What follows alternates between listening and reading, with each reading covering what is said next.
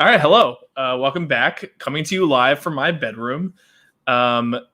We are changing up locations. I'm in an unusual spot in my apartment for me, and Lita is in a totally new apartment. So, yes, Lita, podcasting from a whole new world. Yes, I am a whole 2 miles from my mom's house where I've been since March, but Kevin and I finally moved into our new apartment, sort of. I still have to go watch Big Brother at my mom's house because we don't have cable yet. But Austin is famously and iconically coming to my backyard tomorrow. So you'll be probably the first person to see my apartment if you, I don't know, need to use the bathroom, because otherwise we'll be completely outside because the Backstreet Boys really do be on tour. So we cannot have guests actually in the apartment, but that's okay. I also have not brought my liquor over yet, so I don't have any alcohol right now. So not having a claw. Or do you have a claw? I do have a claw, but luckily I don't think there were that many drinking things this episode. So yeah, if there were, we'll take a drink from. Are you a Pokemon guy? I'm not a Pokemon guy. Do you know what this Pokemon's name is? Name that Pokemon. Who's that Pokemon? No.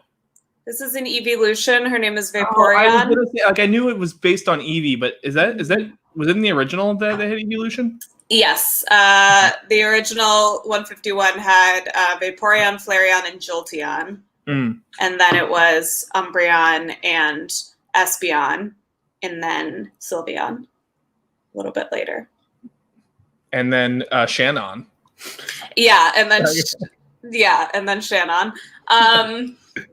Yeah, I'm also, there's literally no reason for me to wear my glasses when I'm podcasting because I only need them to see far away, but I'm having such a good hair day today that I felt like Gloria Steinem. My hair is like very like long and flowing and smooth that I was let me put on my Gloria Steinem glasses for the pod. Well, you look I was going to say riveting, but that's not ravishing. Ravishing, that's the word. Thank you so much. I just did my nails. We're ready. I'm going out of town this weekend for a week, so this will probably be our last pod for a while. Or am I doxing you? I go to my family's lake house in Michigan every summer, and so this will be the only sort of normal vacation we can take because it's like our house and we won't have to see people. Michigan, which is famously, what was it, like 12 New Jerseys? Large. Famously the size of 12 New Jerseys. Bored at home Austin is my favorite Austin because he spent too much time yesterday just Googling how many New Jerseys fit into various states. Well, there's an entire website devoted to it. It's not just based on New Jersey, but it seemed that way at first. And it was just like, what can you fit in? Like, how many New Jerseys can you fit in various places? And like Russia was like 890 New Jerseys. And it was, I got to say, it was a fun time. Can this be a Survivor Maryland challenge? Just guess how many New Jerseys fit into various places? I feel like we could do it with Maryland's. It would probably make a little bit more sense. But Maryland's such a weird shape, though. It's so hard to conceptualize how big it is. It's actually apparently only like 1.5 times as big as New Jersey, so not even that big. I actually would have thought that New Jersey was bigger, I guess.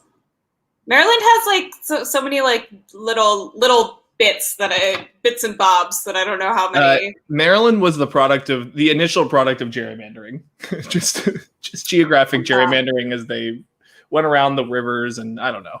It's pretty gerrymander. I hardly know her. Jerry Manthe, gerrymanders. Anyway, we are here to talk today about Guts and Glory episode 9. I'm very excited. Lita, were you feeling ready for this podcast, or were you feeling a little bit Yiddish? Austin, I have so few notes for this episode. Really? It was so much strategy. I thought that there were a lot of fun moments within it. There were a lot of fun moments. I liked Shannon yelling at various people, first at Renee and then Molly at Tribal. That was pretty good. But there were some fun scenes, but I don't have a lot of notes. Okay. Where are the notes? To go through. What? I said, where are the notes? It's like, where are the jokes? But it's a little different. Oh. Also, Jack has returned. Jack, where have you been for the entire season of Guts and Glory? He's got a new name, too. Jack Connors. Oh, Well, if he's a Nicola, he's going to be pretty disappointed in my takes. Oh, no. Well, did you like the episode despite the lack of notes? Yeah, I did like the episode. I zoned out for a little at the end and then was like, wait, what? So I'm going to have you explain a couple things to me. Are you having a tangerine? It's a watermelon. Oh, okay. That's another queen. Well, I luckily have a lot of notes, so we can base it off of that and just get your thoughts. But do you want to start off with questions then? Well, so just regarding the strategy, first of all, I loved Evan's plan. I'm sad that didn't happen, of Micah giving away immunity to Shannon and then both of them playing their idols so they're all three protected. I hope that comes to fruition at some point, because that would be some real Parvati and heroes versus villains. Well, I think it was there's only one idol, but they basically were assuming that if Micah gives it away, they would think he has an idol, so essentially making the three of them safe. Right, yes. Yeah. Everybody, Micah wouldn't play an idol because he doesn't have one, but they all think that he does, and they think that Evan doesn't because he just played it. But yeah, I love that plan. I'm sad that didn't come to fruition. But I think just like, I kind of got strategic whiplash from like Katie and like Katie just basically like planting her flag with the Soka trio. Like, I think I missed like how she came to that decision. Yeah. So ultimately, I think this is before. I'm thinking of timelines. When was Millennials versus Gen X? When did that air? Because I think this was before that, and this would Millennials versus Gen X aired when I was a senior in college, which means it was 2017. Or 16, depending if it was fall or spring. Either way, I think it was after this. So this was the original pendulum strategy, and I think the idea was that they would plant their flag here for this week, and I think that the thing she kind of settled on was that if Renee goes out, then her and Matt get a lot closer, and that's really the person she's actually wanted to align with for a while, even going back to kind of the merge conversation that they had. And I think that was one of the main factors. And I think also like, because Renee really was trying to flip it back, and Alex was pretty convinced by the end of it that like, okay, like maybe we should flip the other way. And when I think Katie got kind of annoyed when Renee was like, I mean, I'd prefer not to vote out Shannon because, like me and her. And she was like, I mean, you just can't have it both ways all the time. Either you really want to stay and you'll do whatever, or you won't. And so I think in my mind, that kind of cemented it for her. But I think that her idea was they still have 5 if Renee goes home. And then so they could weaken that side a little bit, take Renee out, make her a little bit higher in the pecking order. And then, Soka Trio's over there. Okay, and where did Renee hear that Alex tipped off Evan about the vote? I think everybody just assumed it right after, which was one of the surprising things to me. Like, I know they all were skeptical of Alex, but yeah, they pretty much all just assumed it right away. And I think Nicola said at the beginning that she thought it was true because Alex was, I think she did the impression of Nicola, is the vote still Evan? Like right before the vote. So that's what kind of tipped them off a little bit. Okay. Did you come prepared with your Nicola impression this week? Yeah, kind of. I think that I have a little bit more on Nicola. Okay. So the thing about Nicola, the reason that I feel like I can do an impression of her is not because I can do her voice at all, but she's just a person that feels like she is so much smarter than everybody else. So every time she talks, it's like she's trying to sound like so bored and above it all. She's just like, I was salty. Like, yeah, I was salty. But like, good for them. Micah won immunity. It's like these people, like, good. One of you is safe. And then she'll be a conversation to her. Molly's like, oh my God, yeah, like literally like one of them is like safe. And that's like so great for them. And she's like, yeah, I mean, great. That's awesome. Like, I was salty. So that's my Nicola and Molly, and I don't like both of them. So Nicola, every accent has or impression has like its grounding phrase. Hers is "I am salty." Because that was her today. Yeah. That's what she said on this episode a couple times. But she did say she was salty. Yeah, but yeah, every time she talks, it's like she's talking about how like she's just like so much smarter than everybody, and like she knows what's going on, and like great, the people got immunity. Like, okay. I'm not a fan. See, I think Nicole, I don't disagree with you, but I think that she does that, and then like very quickly she's like, also I could be totally wrong about everything. So like in real life, I don't think she is like a cocky person, but I think that she's doing it for the confessionals, and that everyone feels differently about whether that's true. I like the fact that like I think we talked about last week that these sides are very clearly forming in this season, and I feel like she articulated the nature of that conflict very well, where like I think I find Bane of My Existence to be one of my favorite episode titles, and it's just like a good, like Bane is just a strong word. It's just, I don't know, it's like in my top 15 words. Oh yeah, so I was hoping there would be more like, congratulations, Micah, you won immunity. I was salty. That little snitch ass. Evan's like, you can't have an immunity idol because I was born in the immunity idol, raised in it. Did you think I was stupid? I wasn't born in the darkness. Batman, you seem so Yiddish. I mean skittish. When did Bane become Evan? I don't know. There's a great Comedy Bang Bang character. I can't remember who does it, but somebody comes on as Bane, but he's trying to be a stand-up comedian. And every time he tells a joke, he says, "It's the bane of my existence."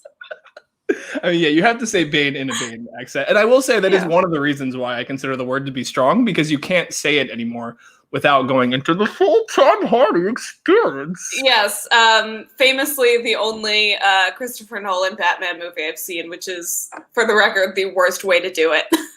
Wait, you haven't... What? I only saw the third one. Yeah. So I was watching The Dark Knight Rises, and the whole time I was just like, who is that?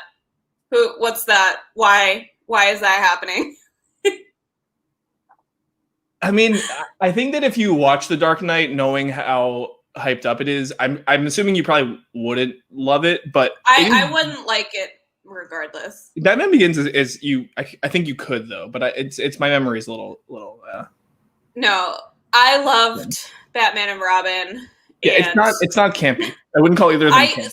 Superhero movies are boring, so I liked those because they weren't really superhero movies. They were just like camp movies that happened to kind of be about superheroes. But no, I only saw The Dark Knight Rises because it was filmed in Pittsburgh, and like a bunch of my friends went to the movies to see it.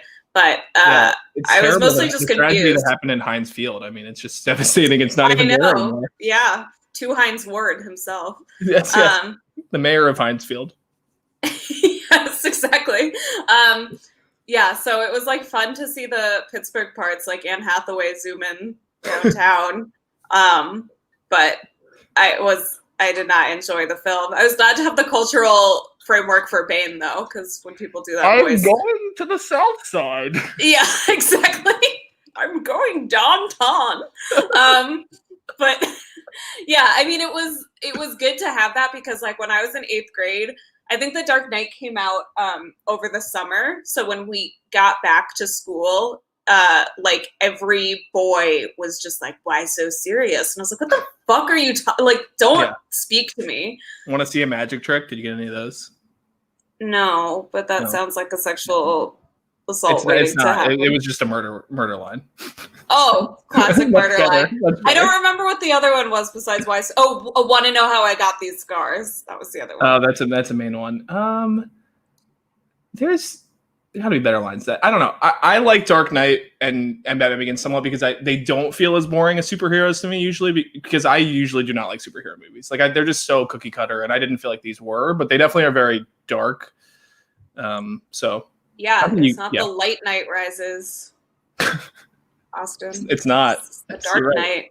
We can make that parody though.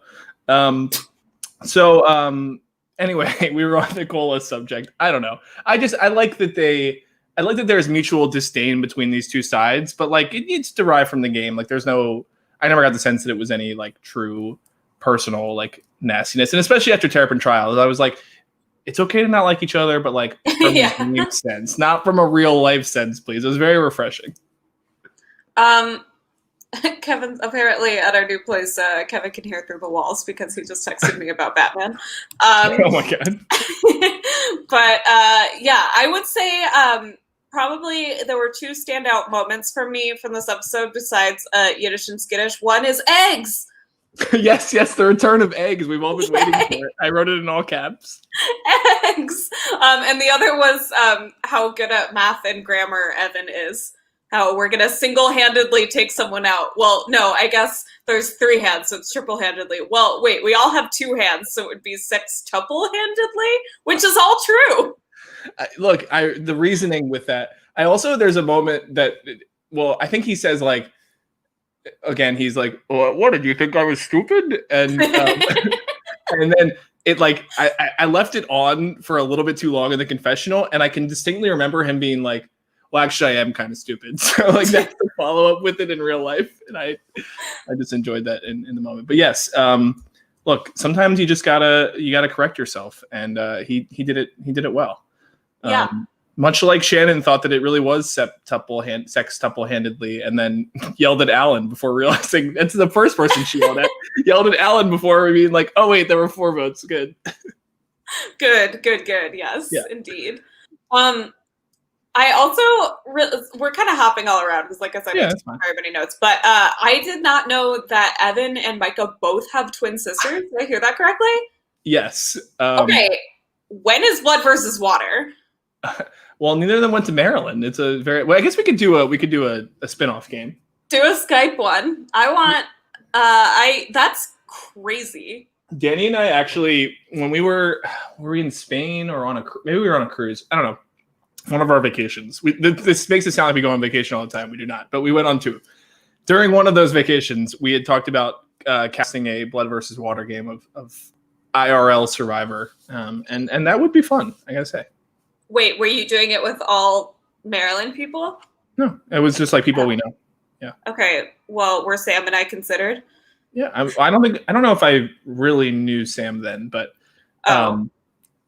now Sam can be. I think that we would be great as loved ones. Famously, Sam and I went to prom together when he was a junior and I was a sophomore. And our friend was the person who like made the seating chart. And at one point we were all hanging. Yeah, you had like an assigned table. I guess for like the caterers to like bring out the food or whatever. You can't have like a dinner at prom. Yeah. This is a very different prom than I had. Okay. Sorry. Well, you can ask Danny, but he was at this prom because he was a senior when I was a sophomore. Danny was working out. So Sam and I went together, and our friend, he was probably just working out during prom, knowing Danny. Not then. So our friend was making the seating chart, and at one point we were all hanging out and he was working on it, and he just sort of threw up his hands and goes, "This is so hard because between Sam and Lita, they hate everyone," which was very much a vibe in high school. That's stellar. But yeah, no, we'd be a fun pair. We should have just given you like the table at the wedding where you have there's the bride and the groom or groom and bride or whatever, and it's just a 2 table just facing out, so you can judge. Yeah, but in reality, my brother and I would be a Blood versus Water pair if we were to actually do it. With some very fun one. Think of it as like essentially we were pulling a murder mystery game kind of group of people where it's disparate groups. Certainly like probably a little bit of a lean towards Survivor people because it would be a game of Survivor, but maybe someday once we're out of this Backstreet Boys concert. Yeah. Well, as long as you build the entire cast around me like you did for the murder mystery. I did do that. It was around Lola actually, but yes. Yeah. Whatever Lola wants, she gets. Next podcast we'll do a live version of that for people who missed it because iconic. I am an iconically beautiful singer. Even down to our friend Abby randomly shouting out like ad-libbing in the middle of your song. What a moment! Yeah. Did that throw you off in the moment? No, I'm a professional. Yeah, you are. That's true. All right, so let's go into the episode. So we have the aftermath of this vote, and Matt briefly turns into an ostrich as he goes, "I saw that coming." I don't know if you caught that. I always see that, and I'm like, "What happened?" I did not. I'm telling you, it's an ostrich. That's all been kind of UTR since Sherry left. Speaking Chinese was like his major character point. Now it's no longer relevant. Now it's that him and Renee are strong. Oh god, I froze. Or you froze. It's all fine on my end. Oh, okay. We as we talked about, Nicola's very salty. That was not a fade one, but and she now says, "It is now my life mission not to win, but to see everyone else lose, everyone on their side." Which I mean, I think is relatable. Actually, no, I like winning. Yeah, I care more because if you win, then everybody else loses. It's really the best of both the worlds. Yeah, in most games, if you win, everybody else loses. Not diplomacy. Not diplomacy, and not like games where only one person loses, like spoons, or or horse. Yes. Well, no, you could have more than one person losing horse, but Pandemic, Danny and I've been playing a famous collaborative game. Also, the actual Pandemic, famously, a lot of people lose. Yeah, should be more of a collaborative game. Unfortunately, not. Oh yeah, unfortunately, Team America is not playing well with others. No, as usual, the males, the macho-ness, taking each other down one by one. Exactly. See, Survivor and diplomacy and Risk, all metaphors for life. Is there a good online Risk that we could play? I feel like there's got to be. If we all have 8 hours to kill, which honestly we do, because you and I sometimes don't go into work. The two of us. Yes. Yeah. I'm sure that a lot of really good alliances will be made. Yeah. We let's transition over to the Soka trio. So Evan wishes that they send someone besides Brandon home. The audience disagrees. Just kidding. I love Brandon. Alan has a confessional from the cherry blossoms. I can only describe it as. Did you notice this? No, Alan had a confessional. I think I just literally can't see him when he speaks.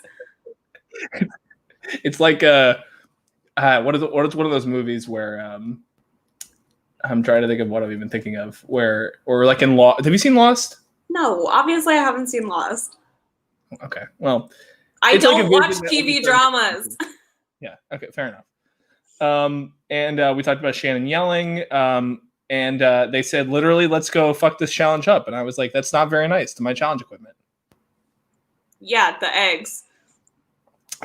Speaking of accents, did you notice Shannon? I feel like she does this like once in a while. She does just like a totally random British accent. No, I think that's a thing that pretty girls do sometimes, to be like, I am quirky. I sometimes talk in a British accent. I don't know. I had the quote down as y'all didn't. It started with y'all, which is quite a way to start a British quote, but y'all didn't win tonight because Brandon went home. I don't know. I kind of just bridged the Southern and British part, but it was definitely British. Oh, she's from Maryland? I believe so. Yeah, Frederick. Yeah. I mean, yeah, she's a huge fan of the Washington football team, so. Yes, her and Renee both. Mm-hmm. Did you think when Nicole and Molly talk about that they were tired of Alex being in the game, did you think that was your prediction was coming true of Alex going out this week? Because we could talk about that. You thought Alex was definitely going home this week, and he literally was not a target by the time. No, he wasn't, but I think it is true that like everybody is regretting not voting him out because it was really stupid. So I thought that he would be a target because they were like, the whole point of voting whoever they voted out instead of him. Who did they vote out instead of him? Oh, Michelle. Yeah. Was that like, oh, we can get Alex later, and like, guess what? It's later. So I thought that it would be like, because they know it's the same reason that they voted for Alan, because they knew that they wouldn't have given him the idol. So I thought the same thing would happen to Alex. Like, I don't know why they didn't target Alex instead of Alan. Yeah, I mean, I think that, well, I don't think that they could have here because it would have then been 6-4. But last vote, if they really wanted to play like the Matt Elrod thing, they could have even left Katie out of it, and they could have had a 5-4-2 and gotten Alex out. And I feel like they're in a great spot if that happens.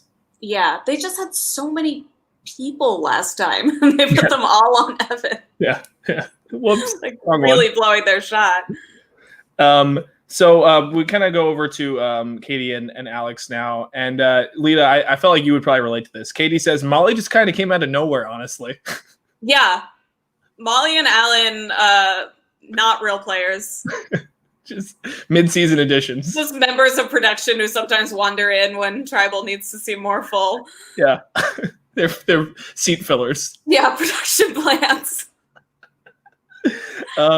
So Katie sets up these two sides of four, and her and Alex are in the middle. And I very much enjoyed. I remember filming this. I enjoyed Katie just kind of being like, Alex, you need to shape up. And I was like, I do. You're right. Yeah. I mean, how are you going to argue with Katie? You really can't. But I always enjoyed Katie and Alex very quickly go from peasants to kingmakers. So quite a transition for them. Yeah, I guess. And I also wrote down Alex is a king of listening. Katie says, here's what you should have done. And Alex goes, all right. Yes, Alex king of... We opened the episode with an Alex quote where he goes, I guess I just made a power move. Did I? Yeah, I guess. I had in bold the 2015 moment, by far only one. I don't know if you had a contender, but I certainly had one. No. Okay. I don't know if you caught this. I had to rewind a couple times because I didn't actually know what happened. Opening the challenge, I said, first things first, and then Matt says, I'm the realist. The realist. Yeah. Quite a 2015 moment. Wow, yes. It was the moment.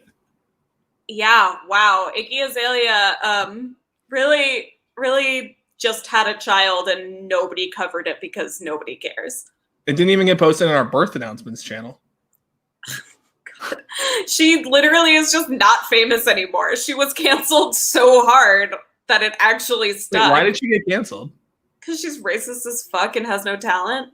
Oh, well, I didn't know no talent was a reason for her. That's just a different thing. Well, I think if she was like super talented, then the cancellation wouldn't have stuck. It's just that she got canceled and nobody cared. So she never came back because her music was so trash. Yeah, it's like the freaking like Chris Brown conundrum. Like, why is he still a thing? Well, but it stuck didn't stick for him because he still has a career. That's what I'm saying, right? It's the inverse. I think baby, the mother of his child is like suing him or something. I don't know. Oh, I just heard something about Chris Brown. This is not a celebrity gossip podcast, although I wish it were. I gave Taryn a pop culture quiz on the stream last week. I wonder how you would have done. Just about the celebrity gossip. You could certainly give it to me. Yeah, I mean, I think that you would probably fare a little bit better. Well, he did fine. Just because actually one of the questions is about sports, but a very classic me move was that apparently there were two correct answers. I didn't know that. Was it about netball? It was not about netball. My one of my top Twitter interests. Yes, netball. Do love a netball. So we're on Dizzy Bat, and my first thought that I wrote down was, I really don't understand how people ever do this drunk. People do it drunk?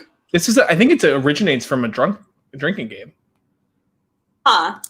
I've definitely never seen anybody do it drunk. I have never been part of that happening drunk. However, I believe it's a thing, but I could maybe I'm totally wrong. I'm just pretty sure. First things first on the Brillist. Wait, you can change your name without. Oh god. Oh, I have this gross scab right now on my leg, and it's actually getting. Show me. I'm not. It realized there was moisture. It's really nasty. It's just very gross. TMI. Anyway, so as we've talked about the return of eggs, and I was a little bit upset that we didn't have Felipe just come in to commentate on the egg usage. He just sits in his dorm room sucking eggs.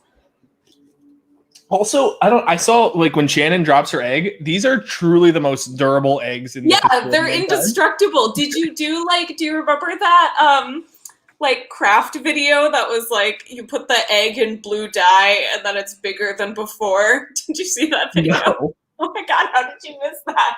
That was so big on Twitter last year. But there was this it was like some Facebook like 10-minute crafts thing, and it was like you just take an egg and you just like put it in water for like a day, In and water? then or in yes, in water, or in like vinegar or something, and then you take it out and it just says bigger than before, and then you put it in like blue dye for 24 hours. You take it out and it just like bounces and it says bigger than before. It's like you've just made a bouncy egg. Okay. Anyway, those are the kinds of eggs you must be using. No, you just have to. You don't even need to do the whole process. You just go to the Maryland convenience stores, and these eggs are just so. You could literally throw them on the ground, and they don't break. I don't understand what is happening with them. You probably shouldn't be eating those. I don't. That's why I use them in challenges. It's like I thought there you about go. eating them, and then instead we just use them for these kind of things. Mm-hmm. I like that you make the players clean up after the challenge too. Did I do that? I don't even remember. I don't know. I just thought it was funny that Renee was like, Oh yeah. Shannon was cleaning up, so I decided to clean up behind her. But we'll get to that. We'll talk about the challenge first. I really liked the symphony music during the challenge, during the Dizzy Bat. Yeah, this was a good Dizzy Bat, I thought. Yeah, I don't know why they were so close to the sidewalk. Well, I in rewatching it back, maybe a little closer than they should have been. But I don't think I'd ever seen Micah anyone fully fell on the sidewalk, and I was like, thank God that's not Evan, because his skull is still broken. Yeah. I think in the previous seasons, no one really ever fell backwards. You really either go sideways or like forward and then fall. And so I wasn't expecting that. And plus there were the people behind them. Like I think Shannon caught Katie or someone at one point. But whoever was spotting Micah, which probably was Evan, did not do a very good job. I did not realize there were spotters. Well, it's just because they have it's their counters for the spins. Oh, got it. Yeah. Yes. Yeah. Otherwise they would cheat. So you have to be ready for that. I wrote some notes I had. Alan did the iconic Sunday Burquest double fall, and I was so happy. You fall, get up, fall immediately back down. I saw him fall the first time, and I was like, "Is he going to do it?" He seems like he's still wobbly. And I never watched it. I haven't watched it since that reunion game happened. Like this was the first time I had that experience. So that was fun. They invented the double fall. Yes. I actually Sunday probably watched Alan do it and decided to model a reunion game. Alan is an iconic player to model your behavior after. Yes. Which survivor are you most like? Alan, because I fell twice during Dizzy Bat. It sounds like a great answer for an application. People who are applying to Survivor, make sure you take notes on these. I also wrote down Matt's arms, oh yes, airplaning, and then Renee sits in the background and is like mocking it. Mm-hmm. Great stuff. And Alex really shining here with his parkour ability because he got to jump. Yeah. No backflips though. For a free runner, if there ever was one. Oh, no, sorry, not parkour. No, well, as we know, layouts aren't even that hard. And round layouts aren't even that. Yeah, I couldn't remember the quote. Also, I said it's like boot camp, and to me, I said to myself, it's not like boot camp. Actually, not at all. It's probably not even remotely similar. Wait, did you say that on the? When Shannon was like going under the thing. Oh. You were scared to get called out by Shannon. I was. I also, especially because Shannon was. I mean, I don't know if you could tell that this challenge was directly after the tribal, so. Shannon was heated. Certainly there were some heated tensions there, and I don't know if you caught that Renee was like, Shannon, that was like so good or something, or asked him or something, and Shannon just walked right by him. Yeah. According to Renee, she was constantly saying that he betrayed her. She was like, I said it once.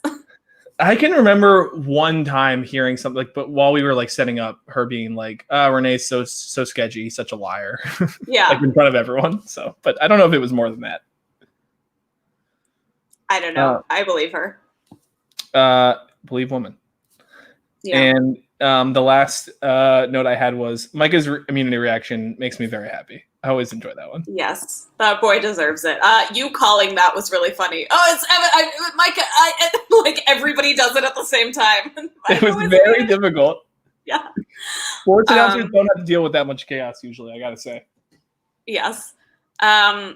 Yeah, I loved this this post-challenge chat between Shannon and Renee, mostly because I really enjoyed Molly and Nicola having the world's worst body language read, where these two are like yelling at each other, looking very angry, and they're like, ooh, showman's getting those digits. It's like these two girls. I feel like a great meme would be if like you took dramatic arguments between people and then them saying, ooh, showman's like the Survivor Maryland one. You take like the Felipe Victoria sundial and you just have them going, ooh, showman's. Yeah, like any two people speaking with each other. And then I watched the next time on, and Nicola is like, oh, the best eye candy in the world. It's like, really? Like, Renee's hey, fine. Blake Shelton won World's Sexiest Man, and I would put Renee over him. I just think that Nicola cannot look at Renee in a non-sexual context, where anytime he's doing anything, she's just like, ooh, he's flirting. I totally read, because Molly is the one who's like, ooh, and I totally read Nicola being like, oh, is he though? Oh. Yeah. Totally had that vibe, yes. Right. Yeah, this was a great conversation, and honestly, like one of those things that the like full uncut version I think was better than the edited version, where like, would you say it was an uncut gem? It was an uncut gem, yeah. I don't know. I thought I had a pun there, but I just didn't. Most Yiddish people don't have uncut gems. Yes. Oh, jeez. Most skittish people, actually. It's not that kind of show. But yeah, they went on for like 40 minutes and just back and forth over and over. And like, I enjoyed that it was like, it covered all different ranges of locations. Like it was in the elevator, and then it was in the hallway. And then I did say the one drink I had today was, does it count if they had a conversation on top of a car? Oh, on that yellow car. I mean, Shannon is in her car 24/7, so I can't believe there wasn't a car conversation. Shannon was like, "Hey, we're gonna have to move this conversation to the car because I have to be there. I have to be there. I literally just drive from one side of the quad to the other to get to my classes." Do you guys have a quad? Do you call it that, or do you call it like the lawn? We have a quad. Okay. There's McKeldin Mall, which is the really long, where like the opening challenge was, mm-hmm. And then there's the South Campus quad, which I hadn't done anything there at this point. I think I did one challenge there in All Stars, but not important. We didn't take it to the quad because it's not an iconic Survivor Maryland location. Have you picked up a bunch of University of Michigan lingo now that you've been watching Survivor Michigan? Do you know where the diag is? Do they refer to the diag? I don't think I've heard the diag. There was one that they said very recently that I did not. I like thought about it for a sec. Is there something with an M? Michigan, but I mean everything starts with an M. Yeah. The M10. No. I don't know, but Mason. That's Maybe like one. That's one of our big like classroom buildings. I don't know. Or Berkeley really is like hall? A really big lecture hall. Where's like the biggest lecture hall on campus? Oh, it's that fucking building that I hate. Wow, it's been too long since college. I can't even remember. It's where all the psych and statistics ones are, but I can't even remember what it's called. There's a great I know you haven't started it yet, but season 1 has a great I remember like fraternities would do this, the like the scavenger hunts where there was like a list of like 100 things and like everybody had to do certain, kind of like the one we did in Lake House, but less about like getting pictures with objects and more about like it could be like it could be an object. I famously sat out of that challenge, by the way, which is why I didn't know what you were talking about. Well, basically, the challenge is like, or the scavenger hunts that people do are like, something could be like, go, like, take a picture with an athlete on campus. Or like, in Michigan, one of the things was that you had to stand up in the middle of a giant lecture hall and like say something wild. It's a very good challenge in the show. It's very funny. I would be good at that. Yeah, you would have a lot of fun things to do. Yes. So Shannon and Renee, did you have a winner in the Shannon Renee fight? Yeah, Shannon, because Renee is being stupid, willfully ignorant. Oh, is the lecture hall the MLB?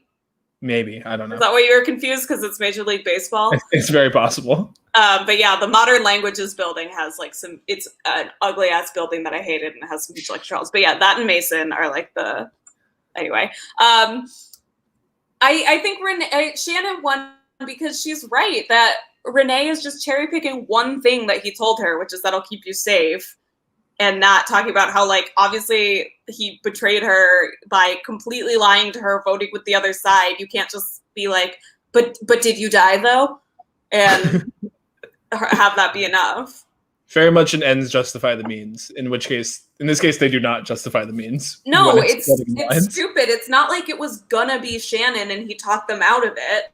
And even if it was, if he was really in an alliance with her and keeping his word to her, he would have kept her in the loop.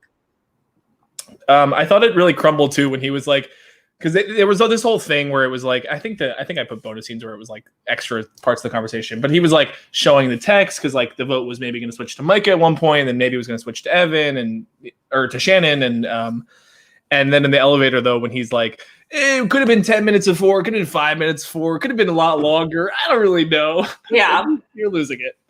Yeah, he knows that he was in the wrong, and he gets completely unnecessarily heated, honestly. I put me in a future alliance with you. I personally don't think that you should ever raise your voice at a woman. And that's just me being a feminist. So I did not enjoy that from Renee. But I've also never been a Renee stan. I'm more latched on... Oh, my voice is something very weird there. I'm more latched on to...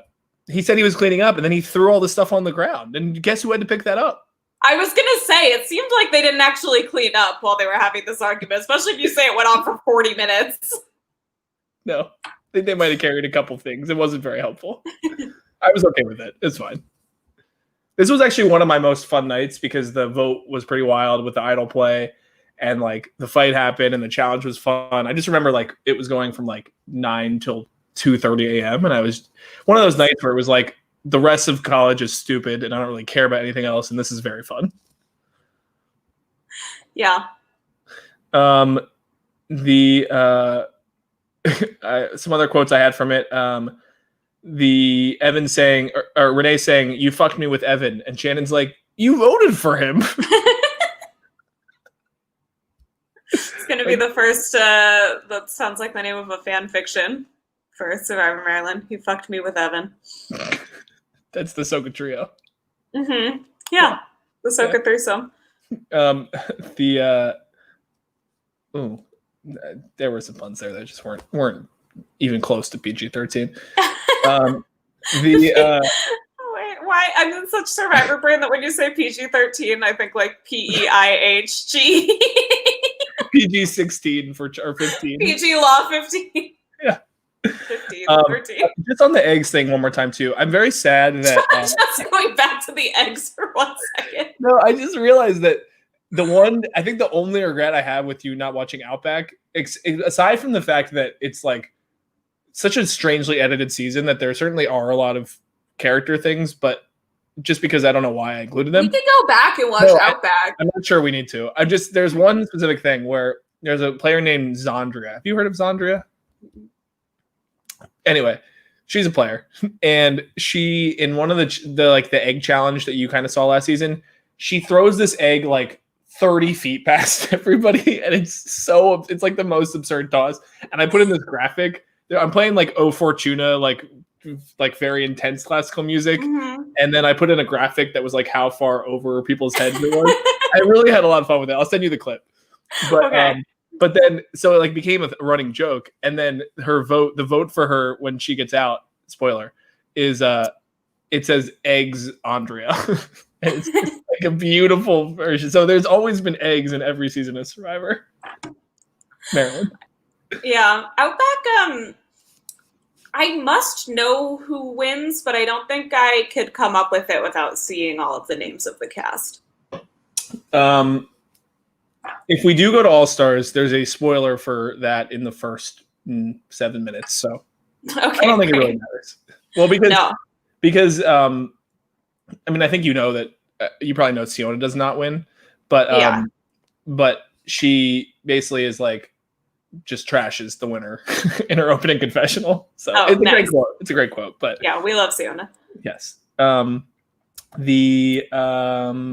let's move on. We had of course, the Yiddish versus Skittish thing as Evan and Micah are courting Katie, and I appreciate Micah being the lone Jew in the room, being very attuned to that joke.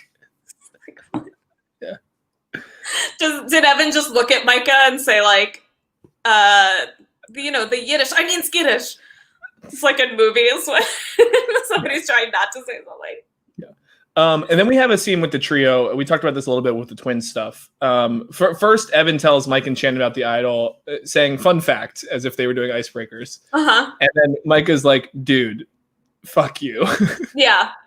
Deserved reaction. What did you think of the scene in general? Evan does actually give like a really good explanation for this, whether it's truthful. I think there's some truth to it, but he also just wanted to keep it secret a little bit longer. But the excuse of like our alliance hadn't been put to the test yet, we hadn't voted yet, that's like, I think, very valid. And I think as an alliance mate, it's hard not to be annoyed when somebody hides an idol from you. And I think I would still be like a little bit irritated, but that's like a very valid reason. Yeah. Well, also, especially right now, I mean, they have truly zero choice to not be with each other. So he's coming at you with more information and like, I mean, what are they going to do? Yeah. And it's very good news for the team. Yeah. And then Evan also saying, all right, guys, so I lied again. A little tougher on the second time. Yeah. And Micah says, Evan's a schemer. That kid's crazy. This is something that, like, if they did have anywhere to go, I would be worried that Micah would be eyeing some different alliances in the future. Because when you get two bombs like that from someone that you're supposed to trust and also just someone that you maybe didn't perceive as such a big threat before, I think this, like, ups Evan's threat level a lot in Micah's mind. But luckily, Micah is not going to let toxic masculinity ruin the Sokol trio. Of course not.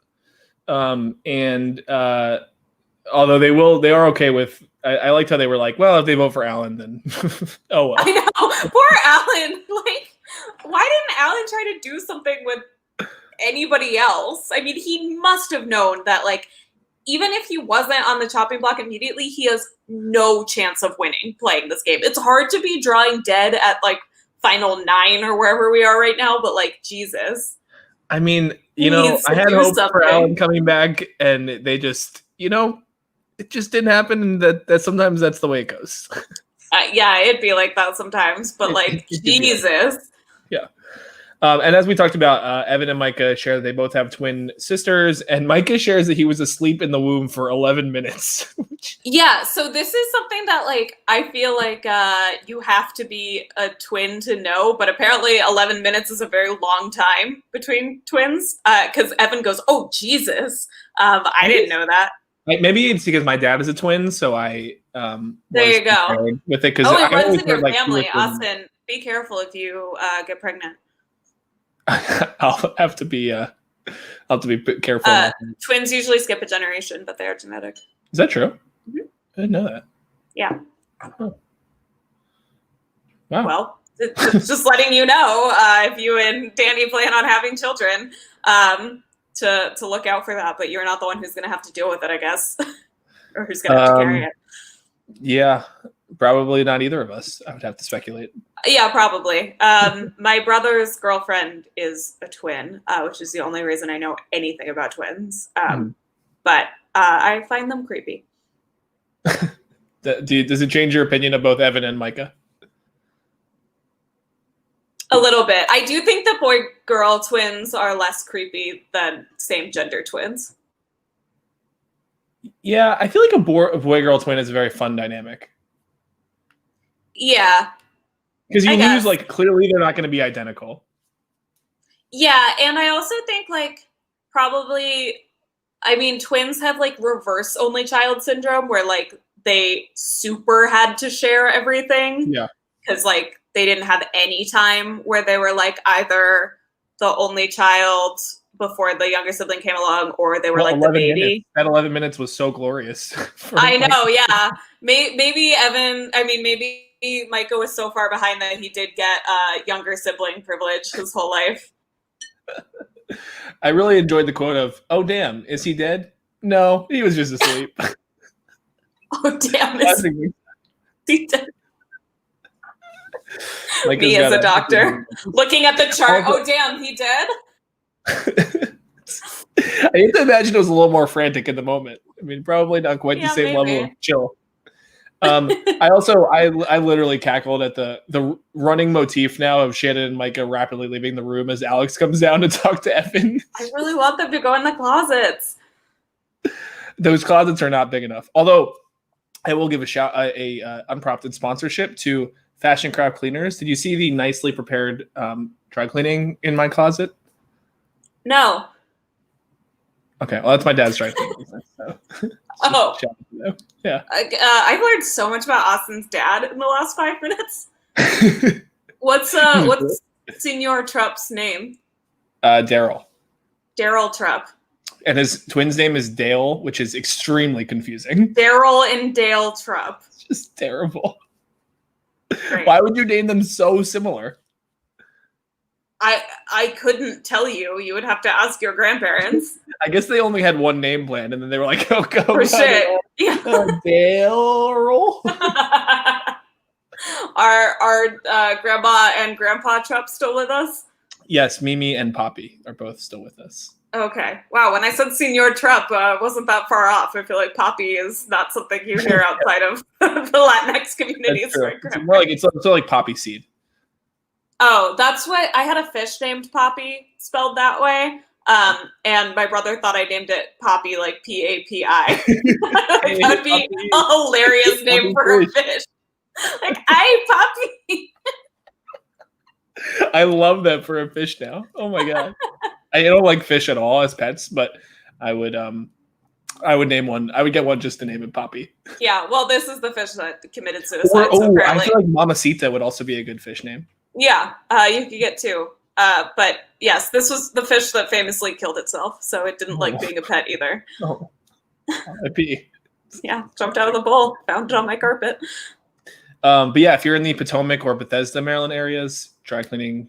Actually, their company is named Twin Core. Oh. Yeah, so it really, you learn so much. The Real Housewives of Potomac is apparently the best one. Everybody is tweeting about Rahop. Rob has Ove podcast. Rob has O podcast.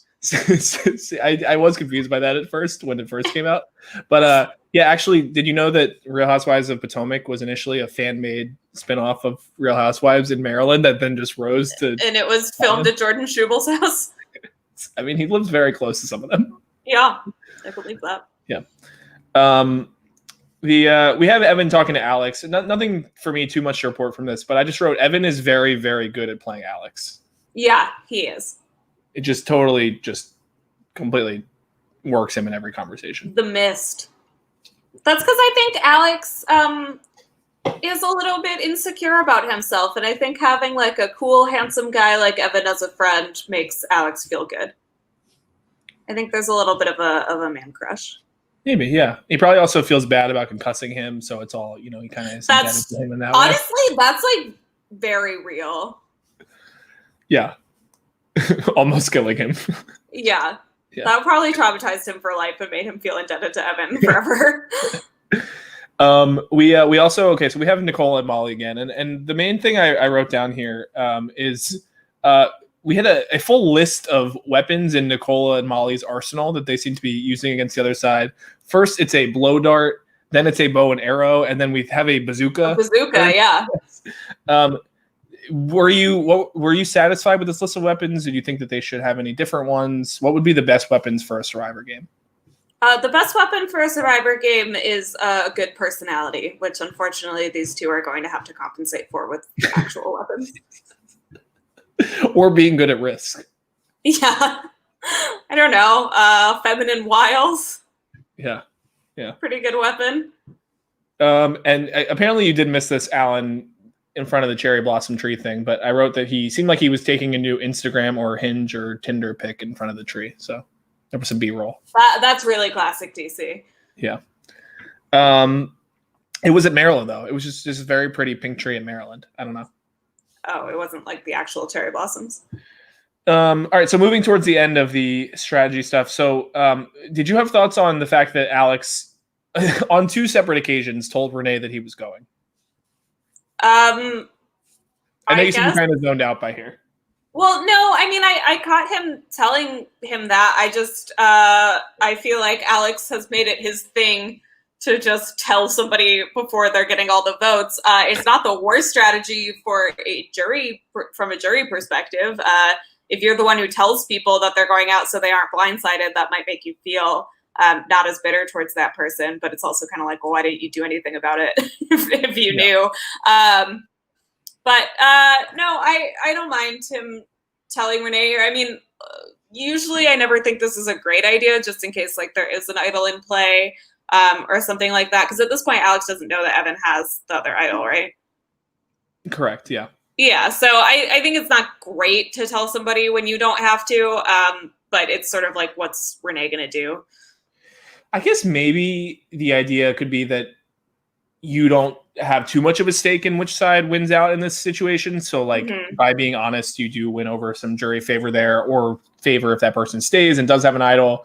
But there is always the risk that they flip it onto the swing vote person. I guess in this case, it just seemed like it would be very hard for them to do, I think, because it was so clear that they were in the middle. But yes, but I also think that if you are that person that tells them that maybe not in this scenario, but generally like that gives ammunition to the person that's like, hey, Alex just told me what the plan is. Yeah. So like that would be a reason for his life to flip on him. Is such a wild card. Yeah, exactly. Why don't we all just vote for him? Yeah. Yeah. Also, like if a plan, if a plan I liked also the con. Oh, go ahead. If a plan is set in stone and it's not you and you feel sure that it's true, maybe it's like, unless you really hate who's going, like you really don't want the person who's going home to go home. Like if a plan is locked in and it's not you, like there's no point in trying to upset that. Yeah, I mean, I think flat out you don't tell the person, especially with idols, you don't tell them unless you have something to gain from it. And jury management at final 10 is not enough for me to do that. Right. Yeah. I also just like the contrast between Alex and Katie in all of these final scenes where Katie's like, I don't think that makes any, why would we do that? And it's very much like, this is what we should be doing. And it's cut there. And Alex is like, back and forth. And I got to be loyal. And I just always like them as a duo because they have such different takes on things. Yeah. But also we're in this spot together. Yeah. Yeah. And then lastly, before Tribal, Alan says, hey, people might be coming, so we probably shouldn't talk about Survivor. And then Evan says, oh, look at you playing the game. And Shannon says, Alan's first game move. First and last. Yeah. Well, he's still in, so I mean. Yeah. All right, let's get into Tribal. Yes. Okay. So Tribal Council, Renee comes out firing, and he's calling a lot of things out. Alex and Matt. He also says, I didn't lie to anyone. And Shannon just kind of does a head turn. Then we have him calling out the whole Alex and Katie dynamic, saying Alex is doing all these things and Katie is floating. Her feet don't touch the ground like a balloon. What was your thought on this? Well, parts of that are true, but parts of that are speculation. What? That's a really weird thing that Alex says after Renee calls him out. He says, parts of that are true, parts of that are speculation. Oh, yeah. Like, no, it's true. I'm not speculating. Floaters grab a life vest, as the Big Brother people say. Katie is definitely the first true Survivor Maryland floater that I've seen. That is like not just a floater in that she doesn't have an alliance, but like is intentionally successfully executing, being between both sides and everybody knowing it. Yeah. Did you have an opinion on Renee? Like, did you? But I mean, obviously, him throwing it out didn't really change anything either way. But yeah, Alex kind of was like getting very mad about it, and it was like you should show some fucking respect to Katie and stuff. Did you have opinions on this tribal in general?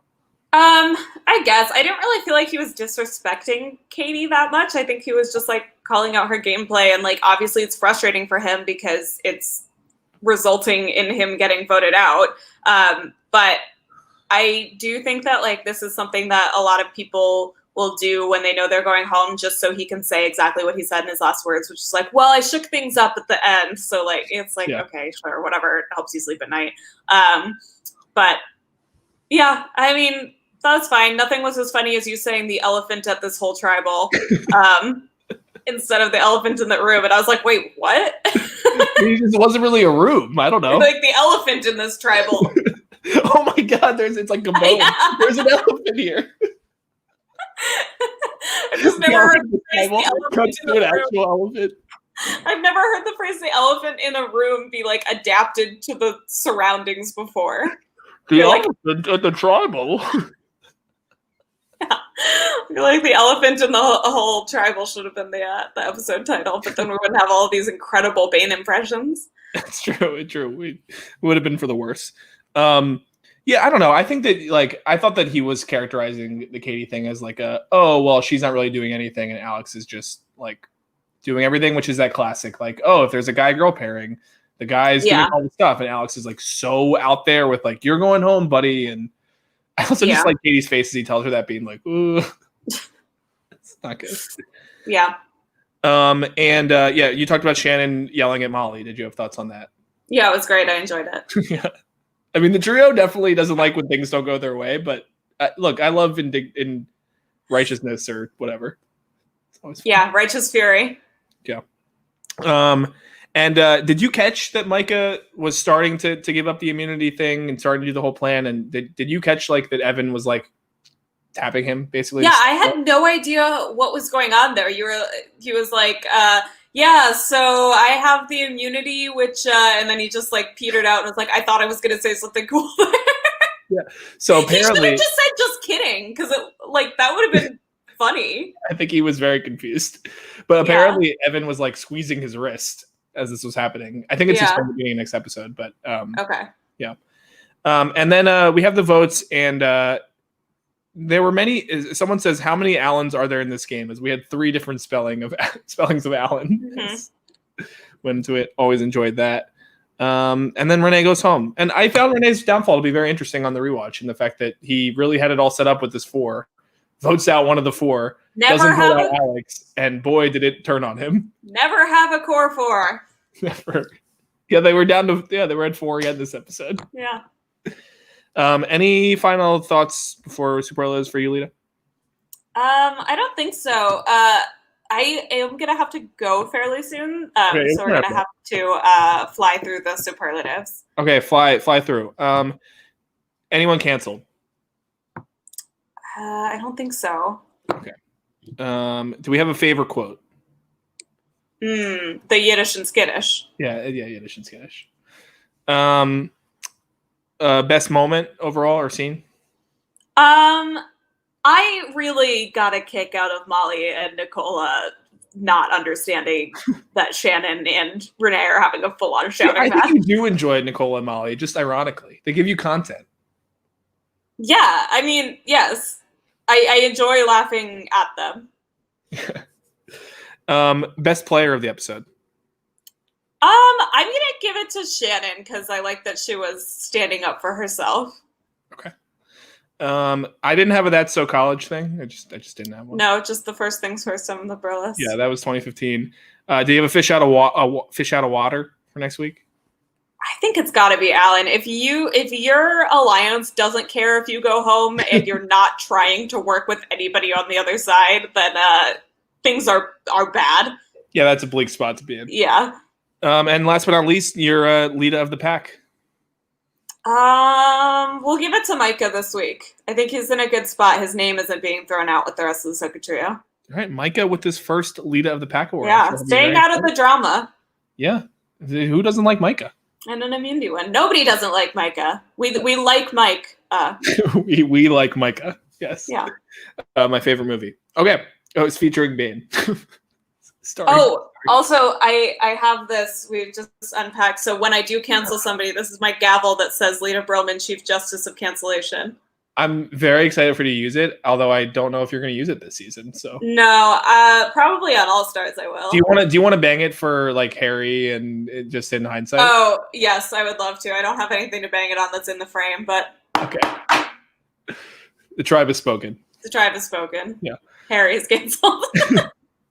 All right, Lita, anything you want to plug? I will plug for you. I just listened to the entirety of the Bitter Jurors Avatar podcast, and a very fun podcast. Thank you very much. I love that podcast with our good friends, Derek and Sam. Our core four, if you will. Yeah, our core four. So check that out, Bitter Jurors. I was on the episode about the Blue Spirit. And I don't know, did a Twitch stream with Taryn last week. And follow me on Twitter at Lita Tweeted. I was drunk tweeting last night about there were a lot of tweets last night. I didn't get all of them, but I was like, did Lita just post a thought? Oh, this is another one. I was on fire. You were on fire. I was really drunk and Kevin was in the shower. I was just like left to my own devices. Yeah, literally. And you can follow me on Instagram at Lita Graham. Yeah, that's that. You can read my thoughts on Drew Dreshel on American Ninja Warrior, who is truly canceled. Yeah, I don't know if you heard about that, but big drama in the American Ninja Warrior world. I just saw that somebody was canceled for child things, and I was like, well, he's like the biggest American. Like he's the most recent winner of only 2 winners in history, and he's like the biggest. Like 2 winners in history? Mm-hmm. Yeah. Like did they repeat or? No, somebody won season 8 and somebody won season 11, but nobody else has ever won. Yeah, it doesn't have to have a winner. You either do it or you don't. You have to finish the course to win. That's like the reverse of the games where there's like one winner. It's just nobody wins. Nobody wins. Yeah, usually nobody wins. I did not know that. Yeah, so he's the most recent winner. So he has $1 million, which is a really scary thought. And yeah, so he's truly canceled. Well, that said, well, I guess we're canceling the rest of this podcast because it's over. Yes, we will be canceled starting in 10 seconds. Lita, great to talk to you as always. And the elephant in your backyard is what I will see tomorrow. Yeah, I'll see you IRL tomorrow. Yes. From a distance. Have a safe trip. Yeah, from a distance, everybody. It's a backyard. Yeah, Club Lita will be in session again. Yes. Yeah. Okay. All right, bye, Lita. everybody. Bye. Bye, everyone.